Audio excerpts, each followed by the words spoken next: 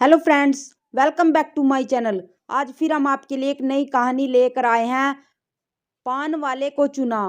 एक बार बादशाह अकबर को पान की तलब हुई। उन्होंने अपने एक खास पान वाले को पान लगाने के लिए कहा।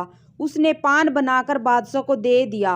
बादशाह ने चुपचाप पान खाया और उस पान वाले को अगले दिन आधा किलो चूना दरबार में लेकर आने को कहा।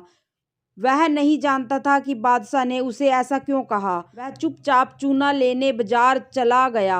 उसने दुकानदार से आधा किलो चूना मांगा। दुकानदार ने उसे पूछा कि इतना चूना क्यों खरीद रहे हो। उसने बताया कि किस तरह उसने बादशाह को पान दिया था। दुकानदार को समझते देर न लगी कि कुछ गड़बड़ है। उसने पान वाले को समझाया कि दरबार में चूना लेकर जाने से पहले बहुत सारा घी पीकर जाना।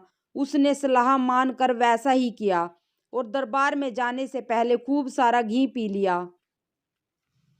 दरबार में पहुंचने पर बादशाह ने उसे सारा चूना खाने को कहा।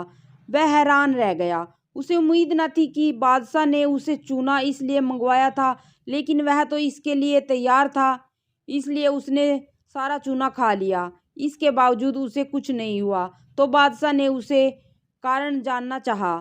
उसने अपनी और दुकानदार की बातचीत के बारे में बादशाह को बता दिया। अब बादशाह उस व्यक्ति से मिलने को उतावले हो रहे थे जिसने उनके मन की बात को पहले ही जान लिया था। बादशाह ने हुक्म दिया कि उस दुकानदार को अगले दिन दरबार में हाजिर किया जाए।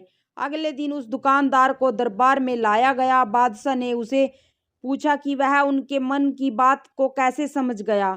तब दुकानदार ने कहा, हजूर, जब यह आदमी मेरे पास चूना खरीदने आया था तो मैंने इसे पूछा कि इतने चूने का क्या करोगे। मुझे इसने बताया कि इसने आपको पान बनाकर खिलाया और फिर आपने उसे चूना लाने का हुक्म दिया।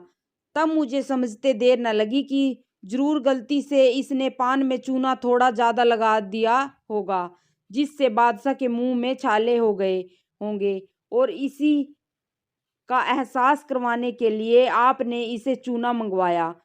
मैंने इसे सलाह दी कि दरबार में जाने से पहले घी पीकर जाना, जिससे अगर तुम्हें चूना खाना भी पड़े तो उसका असर कम हो जाएगा।